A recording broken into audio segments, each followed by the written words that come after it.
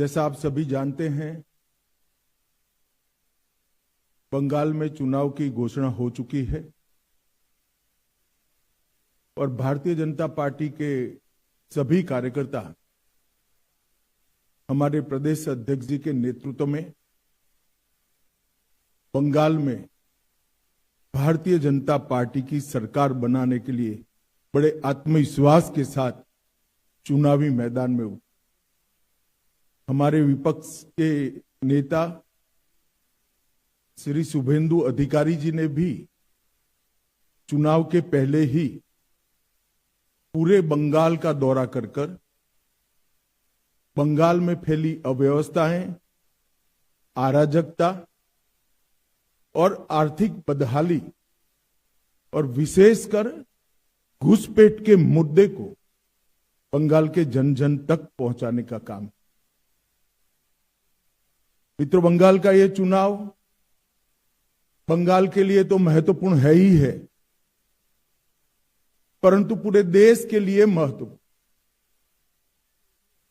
पूरे देश की सुरक्षा बंगाल के चुनाव के साथ एक प्रकार से जुड़ी है।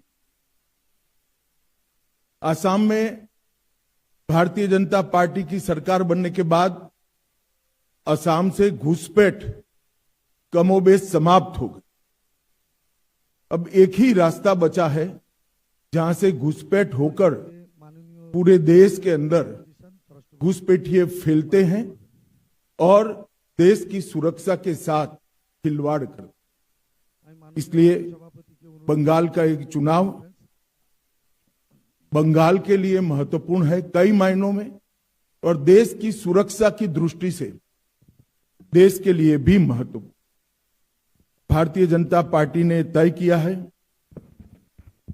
कि तृणमूल कांग्रेस के शासन के खिलाफ जनता के जो मुद्दे हैं इसको आवाज देना, जनता की आवाज को मुखर कर बंगाल की जनता के सामने और देश की जनता के सामने प्रस्तुत करना, और बंगाल के आने वाले चुनाव में ये पूरी जो अराजकता तृणमूल के शासन में फैली है इसका हम क्या हल लेकर आएंगे, इसका हम जवाब भी लेकर आएंगे। परंतु आज की प्रेस वार्ता तृणमूल कांग्रेस की इस सरकार के 15 साल के शासन के खिलाफ हमारा चार्जशीट, ये आज की प्रेस वार्ता का मुद्दा है।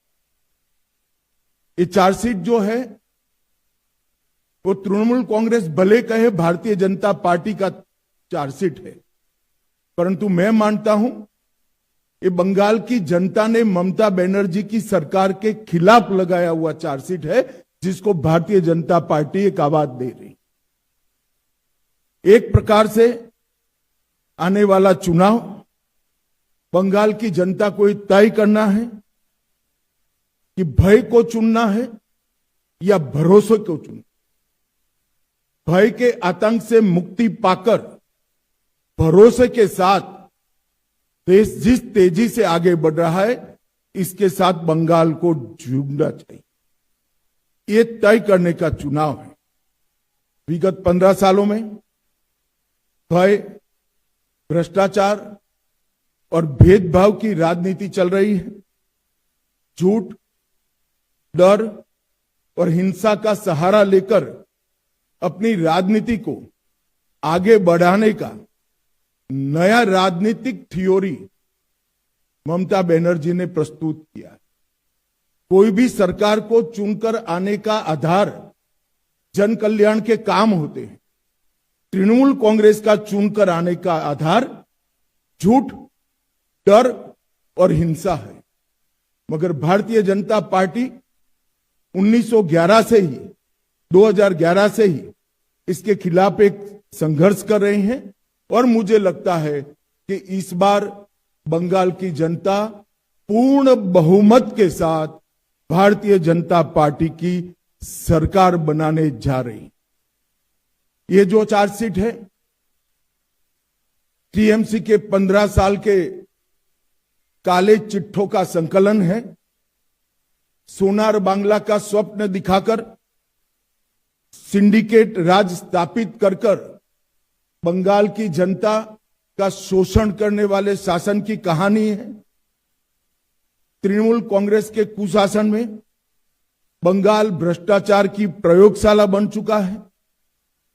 ऊपर से नीचे तक सफेद पोश आपराधिक सिंडिकेट जनता को परेशान कर रहे हैं और विकास के अभाव में बंगाल इंडस्ट्री के लिए एक प्रकार से ग्रेवयार्ड बन चुका है। बंगाल टीएमसी के पोंचो बिपोर जॉय से ग्रसित यहां घुसपैठियों को प्रोटेक्शन दिया जाता है। तुष्टीकरण को अपना मिशन बना चुकी है सरकार। भ्रष्टाचारी प्रस्तापित रूप से राजनीतिक सिस्टम में पहुंच चुके हैं। कट मनी का कलेक्शन आम बात हो चुका है और सिंडिकेट पर नो एक्शन ये सरकार का स्वभाव बन चुका है। कई सालों तक कम्युनिस्ट शासन का दंश झेली हुई बंगाल की जनता ने सोनार बांग्ला के स्वप्न के साथ परिवर्तन किया था, मगर अब आज वही जनता कह रही है कि इससे तो कम्युनिस्ट अच्छे थे। ऐसा शासन 15 साल तक ममता बनर्जी ने के नेतृत्व में यहां अनुभव में आया है।